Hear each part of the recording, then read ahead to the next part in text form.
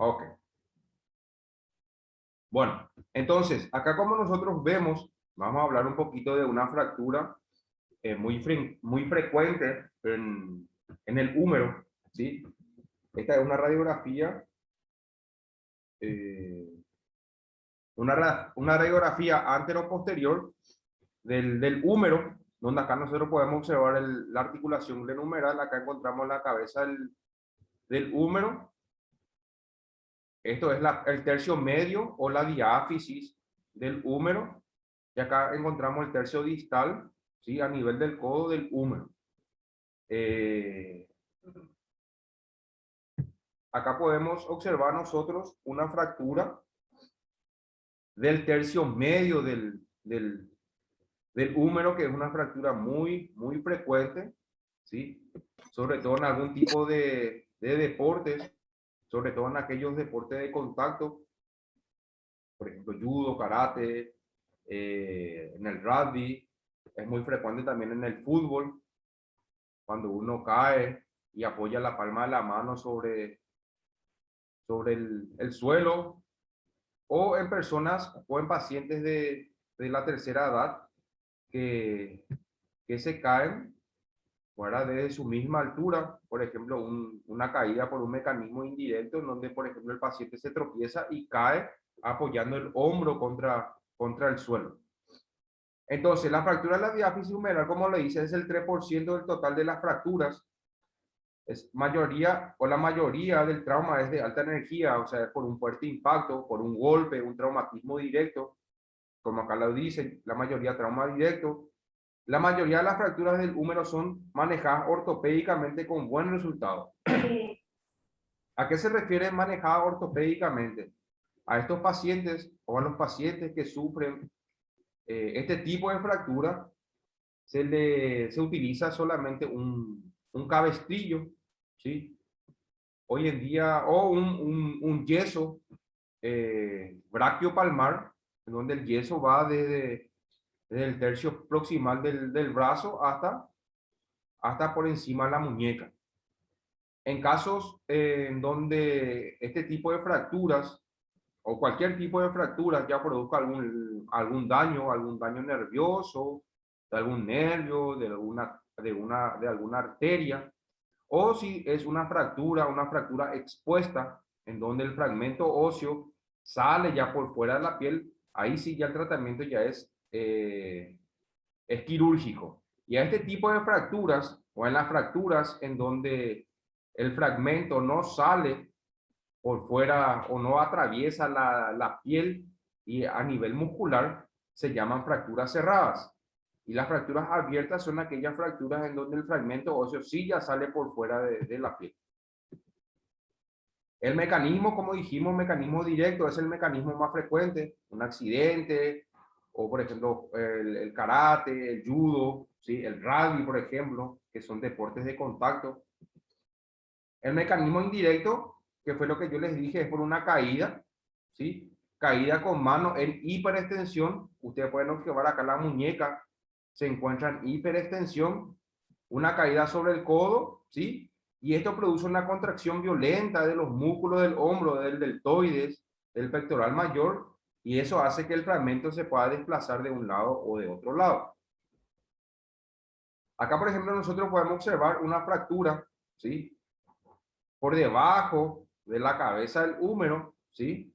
Donde acá, por ejemplo, podemos encontrar nosotros el músculo pectoral mayor, y este es el músculo deltoides, en donde este extremo que está aquí, se desplaza hacia adentro, ¿por qué? Por la tracción del músculo pectoral mayor, porque el pectoral mayor se inserta aquí en el tercio proximal, en su cara anterior del húmero. Entonces, por esa contracción del músculo pectoral mayor, este fragmento óseo se desplaza hacia adentro, ¿sí? Se desplaza hacia adentro, o de un desplazamiento interno. Acá podemos observar nosotros, ¿sí? Que cuando la fractura se produce un poquito más por debajo a nivel del tercio medio o del tercio o de la diáfisis del húmero, ¿sí? Por acción de este músculo que vemos aquí, el músculo que está aquí, este músculo es el deltoides, el fragmento, ¿sí? Se desplaza hacia afuera, el fragmento proximal, es distal. Esto se llama fragmento distal. Y este que está aquí se llama fragmento proximal porque está más hacia arriba. Entonces el fragmento distal se desplaza lateralmente, se desplaza hacia afuera por acción del deltoides, y el fragmento proximal, ¿sí? Se desplaza hacia adentro por acción o por una contracción violenta del músculo pectoral mayor, ¿sí? Estas, por ejemplo, son fracturas, se llaman fracturas desplazadas o fracturas con desplazamiento, ¿sí? Este tipo de fractura, por ejemplo, indudablemente, si no se puede hacer una reducción, si no se puede colocar los fragmentos óseos enfrentados unos con otros, entonces se hace un tratamiento quirúrgico. Acá podemos observar cuando la fractura, ¿sí? Es un poquito más por debajo, ¿sí? Podemos observar nosotros que el fragmento proximal, por acción del músculo deltoides, se desplaza hacia afuera, tiene un desplazamiento externo. Y muchas veces este tipo de fractura, cuando el desplazamiento es netamente lateral o hacia afuera, se puede observar un relieve óseo por encima de la piel por el desplazamiento de este hueso. Acá vemos nosotros también la fractura entre el pectoral y el deltoides. Dijimos que el fragmento proximal se desplaza hacia adentro por acción del músculo pectoral mayor. Acá vemos, por ejemplo, cuando la fractura es más hacia arriba, es por debajo de la cabeza del húmero, por acción del deltoides, ¿sí? Este fragmento proximal se desplaza hacia afuera y el fragmento distal se desplaza hacia adentro por acción del músculo pectoral mayor. Y cuando la fractura se produce por debajo del deltoides, el fragmento, este fragmento lateral, ¿sí? Se desplaza lateralmente y el fragmento distal se desplaza hacia arriba. ¿Por qué se desplaza arriba? Porque acá hay un músculo. Este es el músculo pectoral mayor, este es el músculo deltoides. Y este músculo que está aquí, ¿cómo se llama? El que está en verde. ¿Cómo creen que se llama ese músculo? A ver, tiren ideas. Se pueden equivocar, no hay ningún problema. ¿Cómo se llama ese músculo en color verde? Este que está aquí.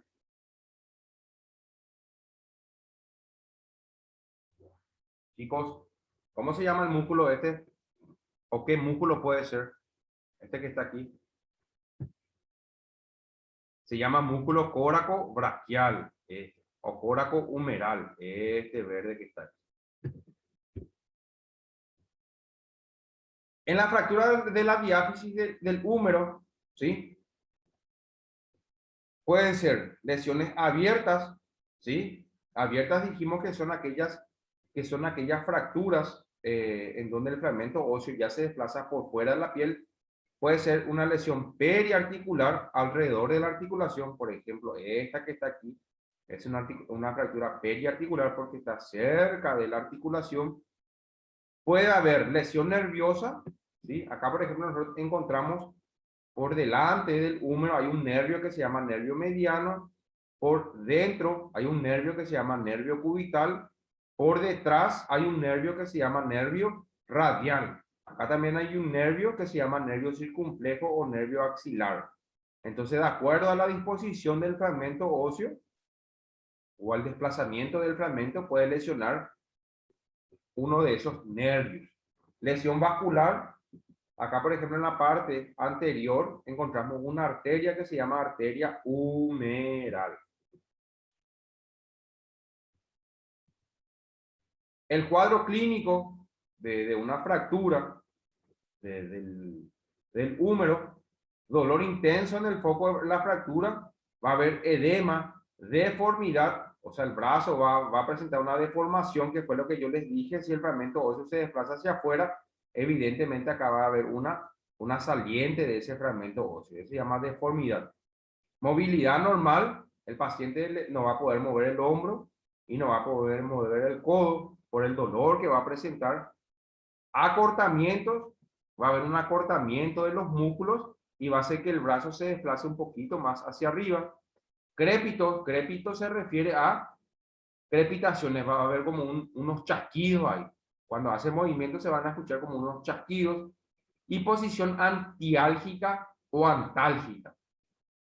La posición antálgica es el paciente va a llevar o va a tener el brazo hacia adentro, o sea, en aducción, el codo va a tener flexionado y va a agarrar el brazo así. Así va a tener el paciente el brazo. Va a mantener esta posición. ¿Por qué va a mantener esta posición? Porque si o hace colgar el brazo le va a doler. Entonces esta es su posición de confort. ¿Sí? Entonces eso se llama posición antiálgica o antálgica. ¿Qué es lo que hay que evaluar en un paciente con este tipo de fractura? Hay que evaluar si hay lesión de tejidos blandos. Evidentemente, lo primero que se realiza es una radiografía y se observa el fragmento óseo. Si el fragmento óseo presenta un desplazamiento importante, por ejemplo, este tipo de desplazamiento, evidentemente, este tipo de desplazamiento ya va a producir algún tipo de lesión de tejidos blandos, de músculos, de tendones.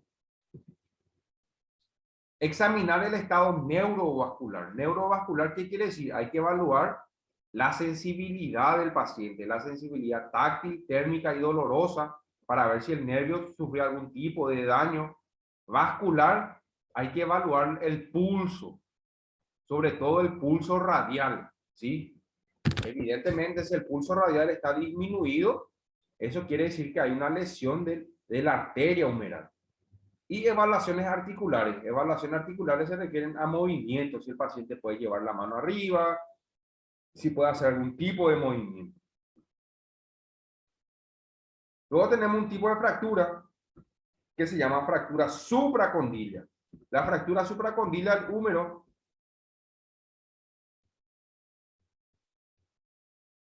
acá, esto que vemos aquí, este es el húmero, estos son los cóndilos. Estos son los cóndilos humerales. Este se llama cóndilo externo, cóndilo interno.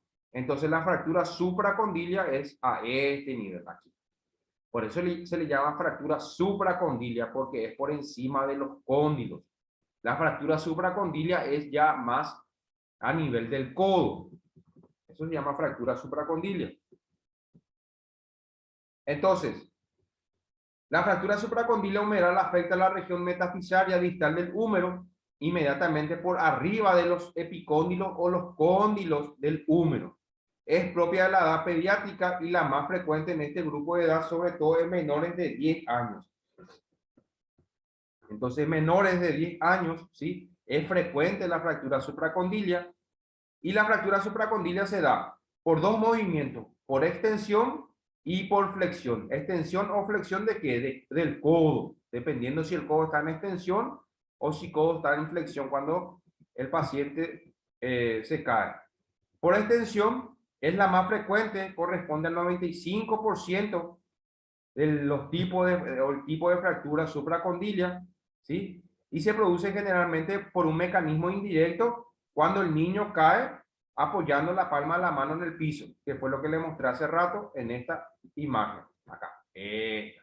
Acá el codo está en extensión, ¿sí? Es entonces, aquí en este tipo de caída, es más frecuente la fractura supracondilia en los niños y no en los adultos, o en las personas mayores. Si una persona adulta se cae con el codo en extensión y apoya la palma de la mano sobre el suelo, entonces el tipo de fractura que se va a producir en una persona adulta es la fractura del húmero. Y en los niños es la fractura supracondilia. Y en los adultos de la diáfisis humeral. Entonces, en la fractura por extensión, el desplazamiento del fragmento óseo es posteromedial. O sea, el fragmento óseo o el hueso se desplaza hacia atrás y se desplaza hacia adentro. Y esto puede producir una lesión del paquete humeral. Del paquete humeral, por ejemplo, la arteria humeral, ¿sí? Del nervio radial.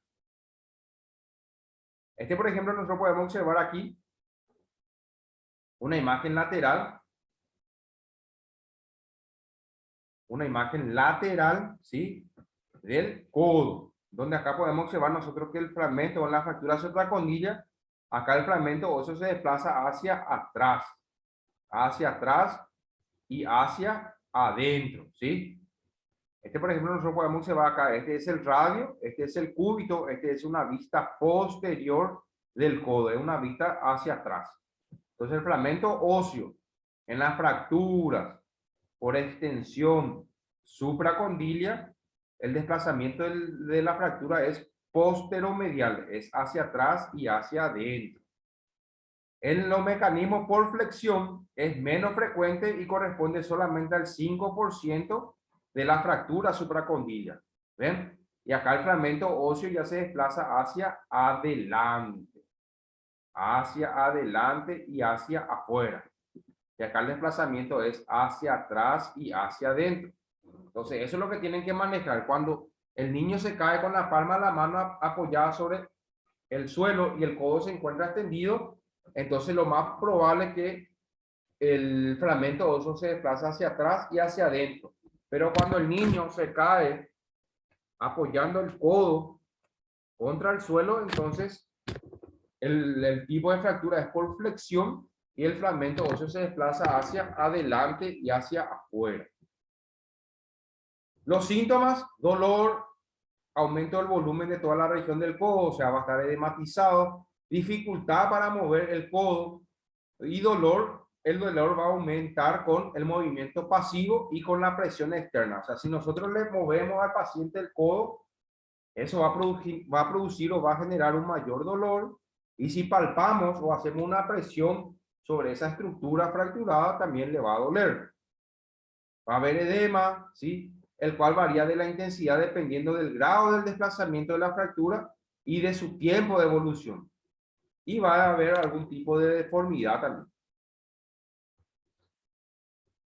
Como puede haber una lesión neurovascular, una lesión de los nervios o de las arterias, se puede producir una complicación que se llama síndrome compartimental, ¿sí?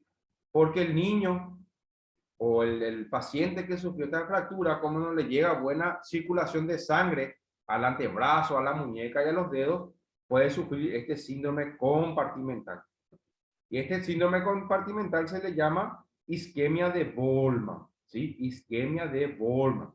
Por eso es muy importante evaluar los nervios, o sea, la sensibilidad y el pulso radial. Entonces, esta contractura de Bollmann, en donde los músculos se quedan contracturados, los dedos se quedan así, la muñeca se queda así en esta posición, ¿sí? Puede ser leve, moderada o grave, ¿sí? Leve, hay una contractura de 2 o 3 dedos de la mano y hay poca pérdida de la sensibilidad, táctil, térmica o dolorosa. Moderada, todos los dedos ya se encuentran flexionados, ¿sí? Y hay una pérdida de la sensibilidad de la mano. Y grave, ya están todos los músculos en el antebrazo se flexiona. O sea, el paciente ya va a estar así. Ya va a estar con el codo flexionado, la muñeca flexionada y los dedos flexionados. Y evidentemente la sensibilidad se va a encontrar totalmente alterada en estos pacientes. ¿Alguna pregunta hasta acá? ¿Se está entendiendo bien? Chicas y chicos, ¿alguna pregunta? Sí, profe. Se entiende bien, profe. Ok, bueno. Luego tenemos otro tipo de fractura, que ya es una fractura que se produce en el antebrazo, ¿sí? Entre el radio y el cúbito, que se llama fractura de Montegia o fractura de Montagia. Consiste en la fractura del tercio medio del cúbito y se luxa la cabeza del radio. Por ejemplo, una vista lateral, es una vista lateral del antebrazo. Este es el cúbito y este es el radio, ¿sí? Entonces, la fractura de Montegia es la fractura del tercio medio del cúbito, se fractura el cúbito aquí pero esta fractura se asocia a una luxación. Se luxa la cabeza del radio en el codo, ¿sí? El mecanismo de lesión es caída sobre la palma de la mano con el codo en hiperpronación, o sea, es la misma caída con la palma de la mano mirando así, pero girando hacia adentro. Gira hacia adentro la palma de la mano.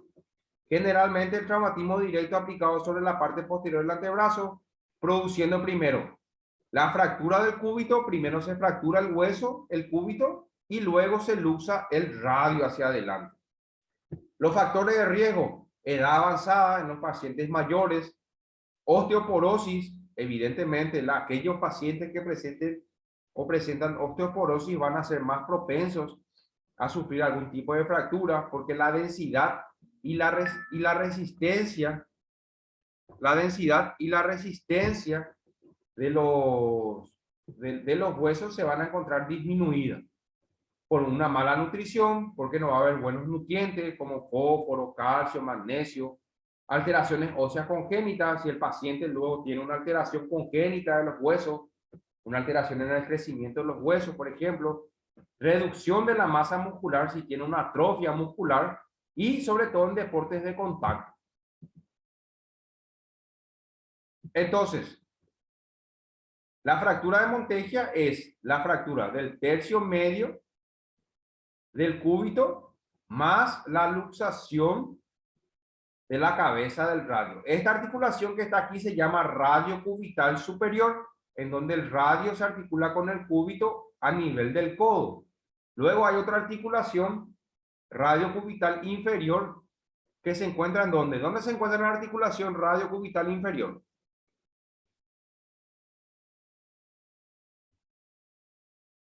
Chicos y chicas, ¿dónde se encuentra la articulación radio cubital inferior? ¿Dónde está?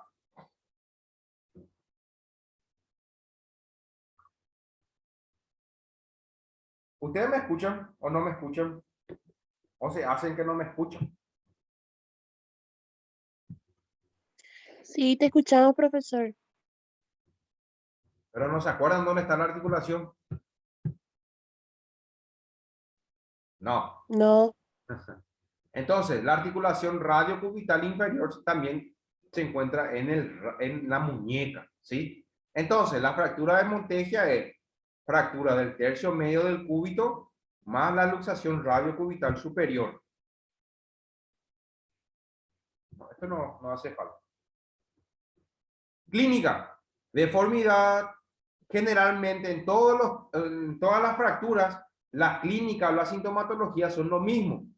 Deformidad, dolor, la sensibilidad se va a encontrar alterada si hay algún tipo de lesión nerviosa, inflamación y una imposibilidad para realizar movimientos de flexión de codo y pronación y supinación del antebrazo. No va a poder realizar esos movimientos el paciente. Complicaciones: neuropraxia. Neuropraxia se refiere a una lesión, a un corte, a una laceración del nervio. Puede haber infección, hemorragias, retardo de consolidación. Retardo de consolidación, ¿qué quiere decir? El retardo de consolidación es en un hueso largo o en los huesos largos, ya sea el húmero, cúbito, radio, fémur, tibia, peroné. La consolidación de ese hueso tarda aproximadamente 4 semanas. 4 semanas tarda en unirse nuevamente el hueso, o sea, un mes. El retardo de consolidación es cuando llega ya esas 4 semanas, ya son 5, 6 o 7 semanas y no hay todavía una unión del hueso, no se une todavía el hueso. Eso se llama retardo de consolidación. Redislocación, o sea, redislocación quiere decir que se vuelve a luxar el radio del cúbito, dolor crónico, isquemia de Bollmann o síndrome compartimental, atrofia de Sudet, en donde se produce una atrofia de los músculos, y sinostosis radiocubital, ¿sí? Entonces, los defectos: retardo de consolidación, dijimos que es cuando tarda en consolidarse el hueso largo en un tiempo estimado de aproximadamente un mes. Pseudoartrosis. La pseudoartrosis quiere decir que cuando hay una fractura, los huesos tienen que unirse bien, tienen que unir de forma normal y bien. La pseudoartrosis es cuando se produce la unión del hueso, pero se une así. No hay una buena unión, entonces te produce como una artrosis. O hace un movimiento y te duele, mover y te duele. Eso es la pseudoartrosis. Sinostosis radiocubital provoca bloqueo de la pronosupinación. Hay un movimiento en la bloqueo de la pronosupinación. ¿Por qué? Por una... ¿Me escuchan? ¿Sí? Sí, profe. ¿Sí? Bueno. Sí, profe. Hay un bloqueo de la pronosupinación. ¿Por qué? Porque hay una fibrosis a nivel de la articulación radiocubital y es como si fuera que se queda duro esa zona. Entonces el paciente no puede pronar ni supinar. Síndrome compartimental, ¿sí? Dijimos que hay una reducción de la circulación y eso produce una contractura de los dedos y de la muñeca. Síndrome de Wolman, ¿sí? Que es deformidad de la muñeca, igual que el síndrome compartimental. Y infecciones, algún tipo de infección, ¿sí? Por ejemplo, si el paciente se colocó como un tratamiento quirúrgico, una placa con un tornillo, por ejemplo, entonces el cuerpo no aceptó ese material extraño, entonces empezó a atacar nuevamente esa estructura en la placa con tornillo y se produce un proceso infeccioso. Es cuando el cuerpo rechaza ese material.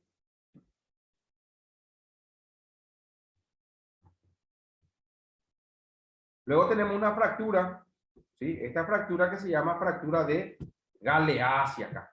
La fractura de Galeazzi, esto que vemos aquí, Galeazzi, que es a nivel ya de la muñeca. Acá está la articulación radiocubital inferior, que es a nivel de la muñeca. Este es el radio y este es el cúbito.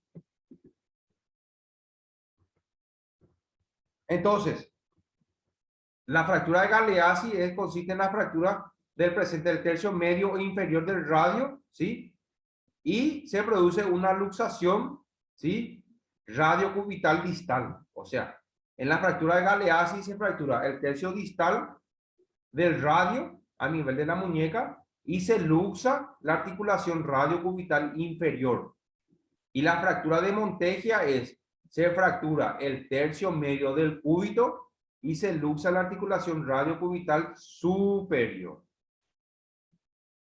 El mecanismo de lesión puede ser directo por un trauma, un golpe, o indirecto por una caída con la palma de la mano en esta posición, cuando se cae en esta posición. Los factores de riesgo: edad avanzada, osteoporosis, mal estado nutricional, alteraciones óseas congénitas, reducción de la masa muscular. ¿No? Clínica. La clínica es el dolor, impotencia funcional. Cuando hay en las fracturas de Galeazzi se suele observar una prominencia, ¿sí? Que se llama endorso, ¿sí? Se observa una prominencia, a ver si hay una imagen aquí. Hay una prominencia.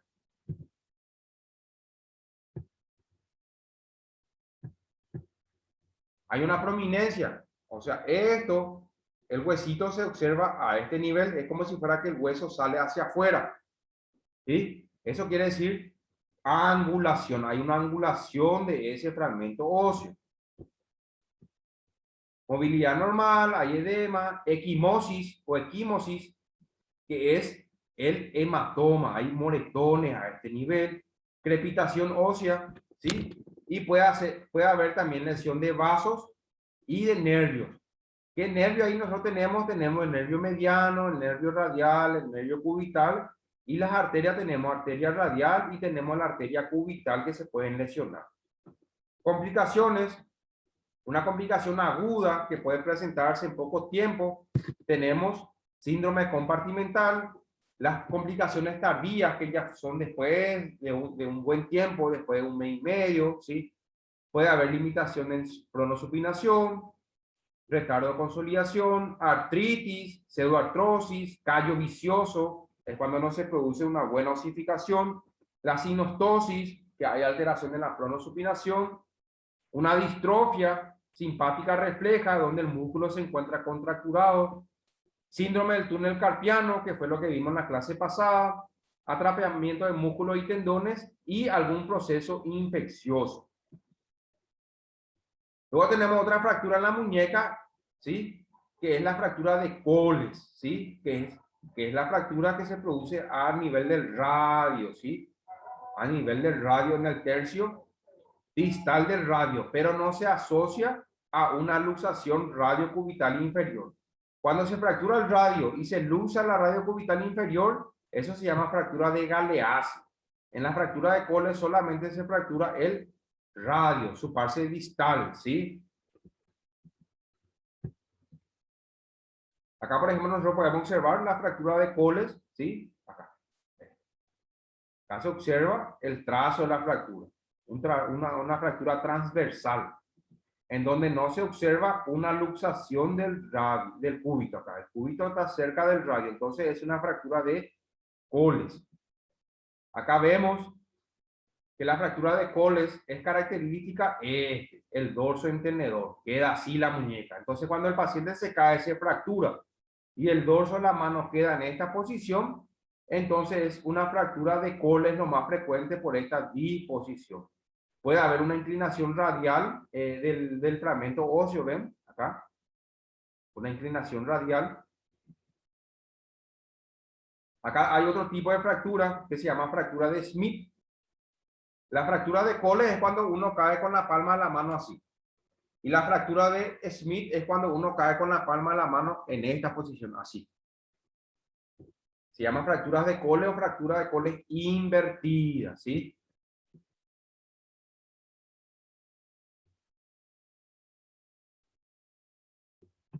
¿Alguna pregunta hasta acá? ¿No? No, profe. Ok, bueno. Está bien. Bueno, vamos a llegar hasta ahí. Nos volvemos a conectar en 5 a 8 minutitos mientras me grabo la clase, ¿sí? Para poder dar continuado. ¿Estamos? Dale, ¿Ok? profe. Ok, ok. Dale.